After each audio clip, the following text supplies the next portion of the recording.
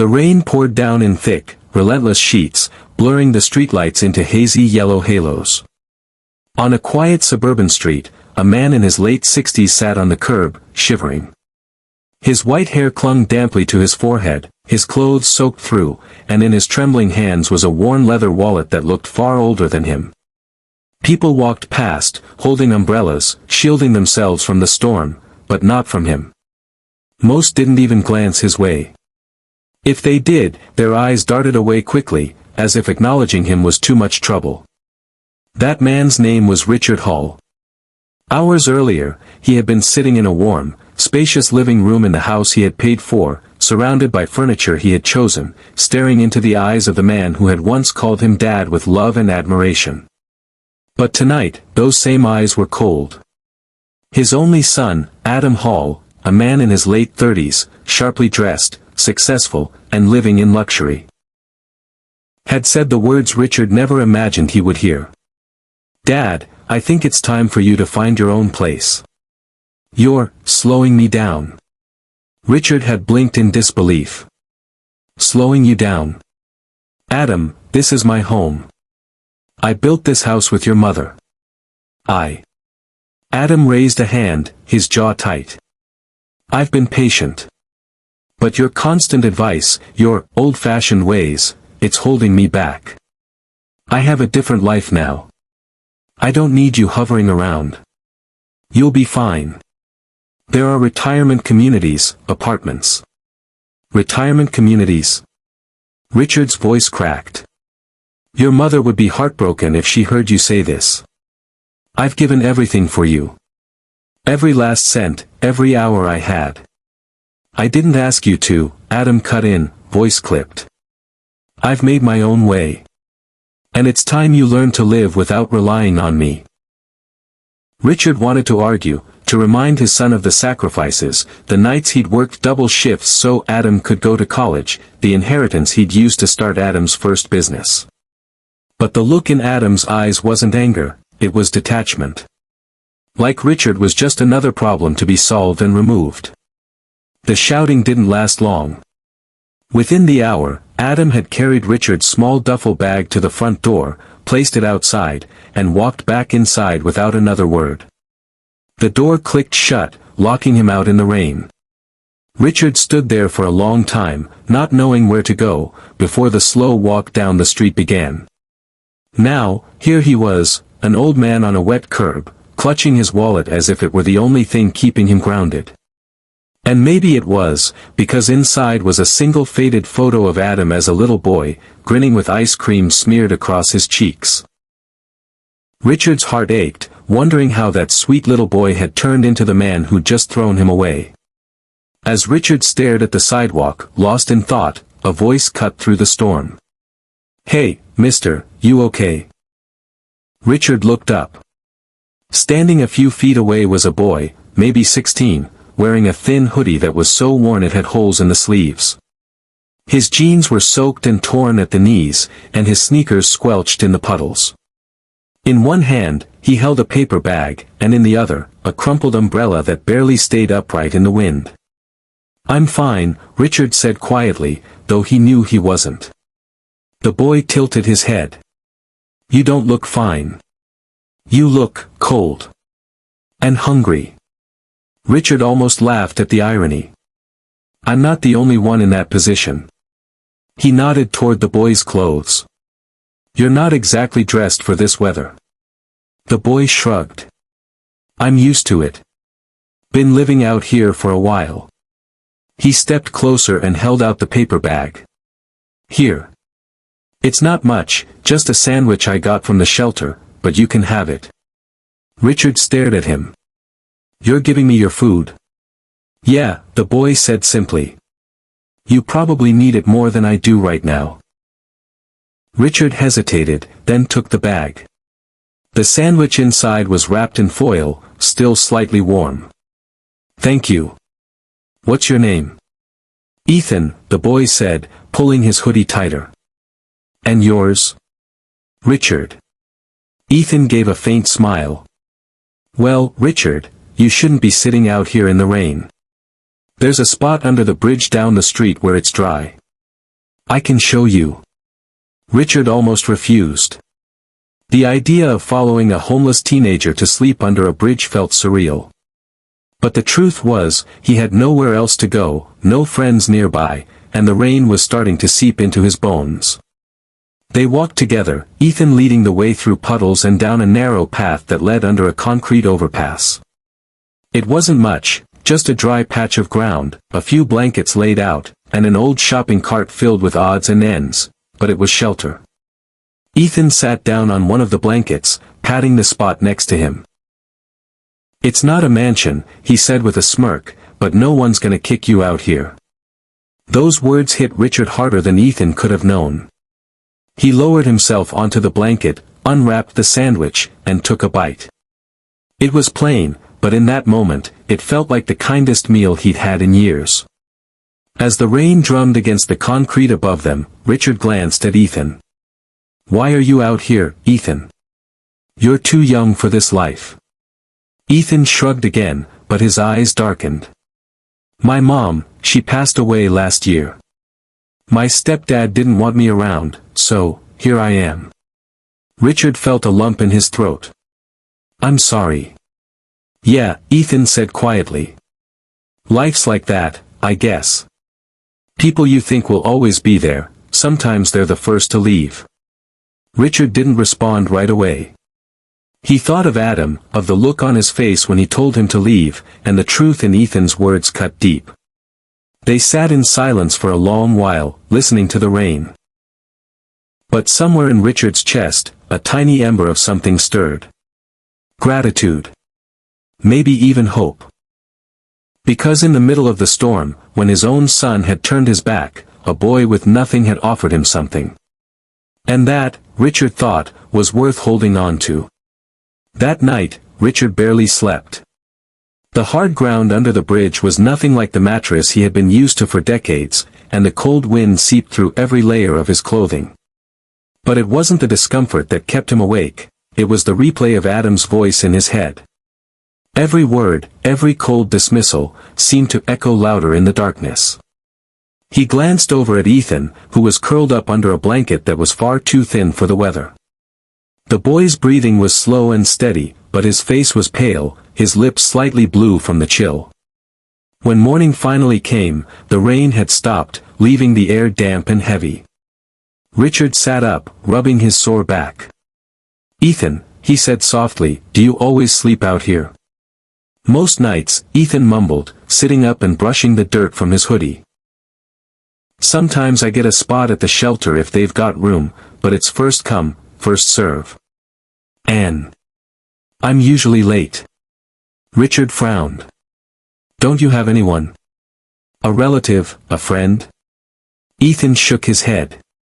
"Nah. I'm better off alone. People can be unpredictable."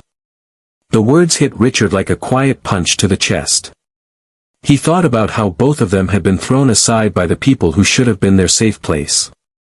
They left the bridge together, heading toward the downtown area. Ethan stopped at a small diner where he sometimes washed dishes for tips. He convinced the manager to let Richard help for the day, splitting the pay between them.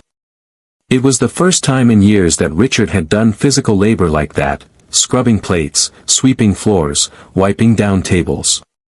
By the time the sun started setting, his back ached and his hands were raw, but he had earned $20 and a free bowl of soup. As they sat in a booth, sipping the steaming broth, Richard asked, "Ethan, why did you help me last night? You don't even know me." Ethan shrugged, his eyes on his spoon. "Because I know what it feels like to be invisible. To have everyone walk past like you're not there. And I guess I just don't want anyone else to feel like that if I can help it." Richard's throat tightened. "You've got more heart than most people with 10 times what you have." Ethan smiled faintly. "You'd be surprised. Sometimes the people who have the least, give the most." Over the next few days, Richard stayed close to Ethan. They became an unlikely team, finding odd jobs, sharing meals, and looking out for each other. Richard had started to think of the boy as the son he wished he still had. And in return, Ethan seemed to draw strength from having someone who genuinely cared about his well-being. But reality had a way of breaking in. One cold evening, as they were heading back toward the bridge, Richard spotted a familiar black sedan pulling into the diner's parking lot. Adam stepped out, wearing a tailored coat, his phone pressed to his ear, talking fast and loud. Richard froze, his breath catching in his throat. Ethan noticed. "You okay?" "That's my son," Richard said quietly. "The one who," he couldn't bring himself to finish the sentence. Ethan's expression hardened. "The one who threw you out?" Richard nodded slowly. Adam didn't notice him, he was too busy berating whoever was on the other end of the call. But as Richard watched, he realized something he'd never seen before. Adam looked tired. Not physically, he still had the sharp clothes and the confident walk, but there was a strain in his voice, a tightness around his eyes. For a moment, Richard almost walked over. Almost. But then he remembered the slam of the door, the rain, and the feeling of being discarded like a burden. He turned away. Back under the bridge, Ethan broke the silence. "You could have gone to him." "And said what?" Richard asked. "Begged to come back." "No. I won't give him that satisfaction." Ethan studied him for a long moment. "Maybe it's not about him. Maybe it's about you. Maybe you need to say what's in your heart so it doesn't eat you alive." Richard looked away, but the boy's words stayed with him. A week later, everything changed. Ethan came down with a bad cough, deep, rattling, and constant. He brushed it off, insisting he'd be fine, but by the third day, his face was flushed, and he could barely stand. Richard knew they couldn't afford a doctor, but he also knew Ethan couldn't survive out here in this condition. It was that desperation that finally pushed Richard to do something he swore he wouldn't, go to Adam. The next morning, Richard helped Ethan sit up, but the boy's body shook with chills. His skin was clammy, and every cough seemed to take more of his strength. Richard felt a sharp pang of panic. "We can't stay here," Richard said firmly. "You need real help." Ethan tried to wave him off. "I'll be fine, Richard. I've been sick before. Just, get me some water." "No," Richard said, his voice trembling. "You're not fine. And I'm not going to just sit here and watch you get worse." He thought about the $20 they'd scraped together over the past few days. It wouldn't even cover a clinic visit, let alone medication. He thought about the people they'd met on the streets, most too busy surviving to help someone else. Then his thoughts landed on one person who could help, one person with more money than he'd ever need. Adam. Richard didn't want to see him again, not after what had happened. But Ethan wasn't just some boy from the street anymore. He was family now, whether they shared blood or not. And family meant doing whatever it took. "Stay here," Richard said, pulling the blanket over Ethan. "I'll be back." The walk to Adam's house felt longer than it had the night he was thrown out. His mind was heavy with memories of raising his son, Adam's first bike ride, the nights he'd stayed up to help him with homework, the way he'd hugged Richard after his first big business deal. Those memories felt like they belonged to another lifetime. When Richard finally reached the modern, sprawling home, he stood on the front step for several minutes before knocking. The door opened, and there was Adam, looking at him with a mix of surprise and irritation. "Dad?"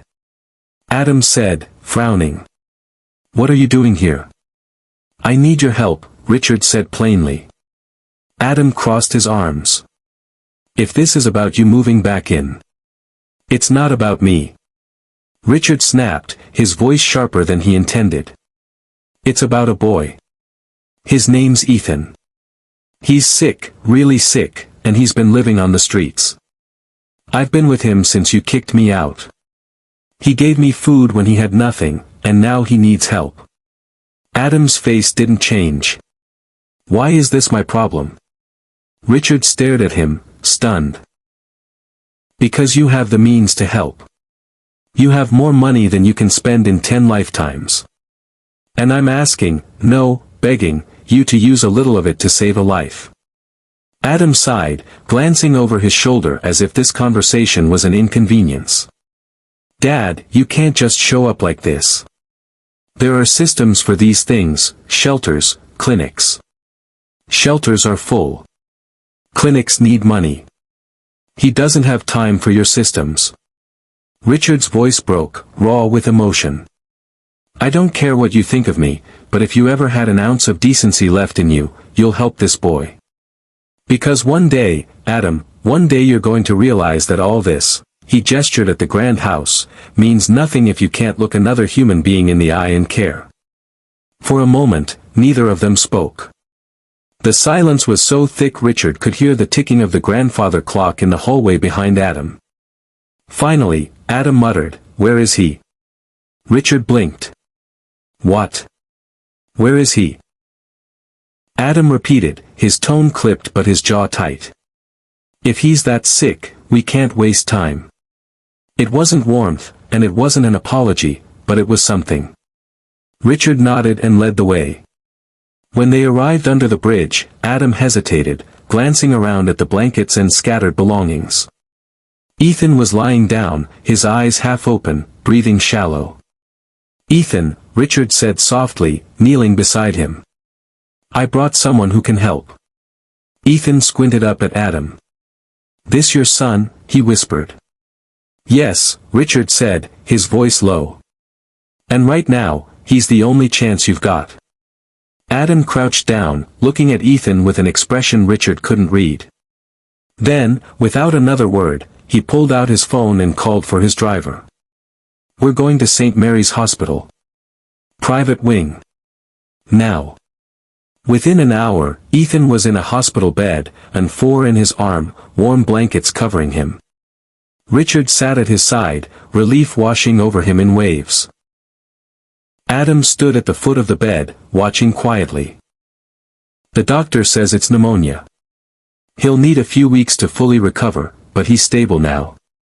Richard looked up at his son. Thank you. Adam shifted uncomfortably. I didn't do it for you. Richard studied him for a moment. Maybe not. But you did it. That's what matters. For the first time in years, Adam didn't have a quick reply. He just nodded, almost imperceptibly, before walking out of the room. Over the next week, Richard stayed by Ethan's side at the hospital. The boy's color slowly returned, his cough eased, and the spark in his eyes began to shine again. Doctors visited often, nurses checked in with gentle smiles, and for the first time in years, Ethan had a safe place to rest without worrying about the cold, the rain, or where his next meal would come from. Adam didn't visit much in those first few days. But whenever he did, he stood in the doorway for a few minutes, hands in his pockets, watching quietly. He never said much. Just a few questions for the doctor, a glance toward Ethan, and a nod to Richard before leaving. One afternoon, as the sun streamed in through the hospital window, Ethan looked at Richard and said, "You know, your son's not as bad as you think." Richard chuckled softly. "That's a generous take." Ethan shrugged. "He could have ignored you. Could have said no. But he didn't. Maybe he just forgot what matters, like, you know, people. Maybe he needs a reminder." Richard thought about that long after Ethan drifted off to sleep. 2 days later, Adam came by earlier than usual. He lingered longer this time, actually sitting in the chair at the foot of the bed. After a while, he said quietly, "The doctor says he's doing well. He might be able to leave in a few days." "That's good news," Richard said. Adam hesitated before speaking again. "Dad. I've been thinking. About what you said. About caring for people." Richard waited. "I've been so focused on building everything I have. The house, the business, the money. I told myself it was all for me, and maybe for you too. But somewhere along the way, I started thinking people were weights. Like they'd slow me down." Adam looked at his hands. "I forgot you were the reason I even started." You gave me everything you had, and I threw you out. Richard's chest ached hearing those words, but he stayed quiet, letting Adam speak. I'm sorry, Adam said at last, his voice breaking slightly. Not just for that night, but for years of thinking I was too good to need you. Or anyone. Richard reached over, placing a hand on his son's shoulder. It's not too late to change, Adam. It's never too late to start caring again. Adam swallowed hard, then glanced at Ethan. When he's discharged, I want him to stay with me. Just until he's back on his feet. And, you too, Dad. If you'll come. Richard smiled faintly. Only if Ethan agrees. When Ethan woke and heard the offer, his eyes widened. You mean, like a real house? With a bed? A real house, Adam said with a small smile. With a bed. And food. And no one kicking you out. Ethan grinned and nodded so fast Richard thought his head might fall off. The following week, the three of them walked out of the hospital together. Adam's driver held the car door, and for the first time in months, Richard felt the warmth of possibility. Back at Adam's home, things weren't perfect overnight. There were awkward silences, moments when old habits surfaced, and times when Richard wondered if Adam might retreat back into his old ways. But slowly, small things began to change. Adam started joining Richard and Ethan for breakfast instead of eating alone in his office. He took time away from work to watch a movie with them in the evenings. He even asked Ethan to help with a new charity project, one aimed at supporting homeless youth in the city. One night, after Ethan had gone to bed, Adam and Richard sat in the quiet living room. You know, Adam said, helping him. It made me realize how close I came to losing the person who raised me. I don't ever want to make that mistake again. Richard looked at his son, the man who had once turned him away without a second thought, and saw something he hadn't seen in years, sincerity. Neither do I, Richard said softly. From that day forward, their home wasn't just a house of wealth, it was a place of second chances. Adam had learned that money could buy comfort, but compassion bought connection. Ethan had learned that sometimes family isn't the one you're born into, it's the one that chooses you. And Richard had learned that even the deepest wounds could heal when pride gives way to love. The rain still came from time to time, tapping against the windows of Adam's grand home. But now, Richard didn't watch it from the outside looking in. He watched it from a warm seat, beside the people who mattered most, knowing that the storm had finally passed.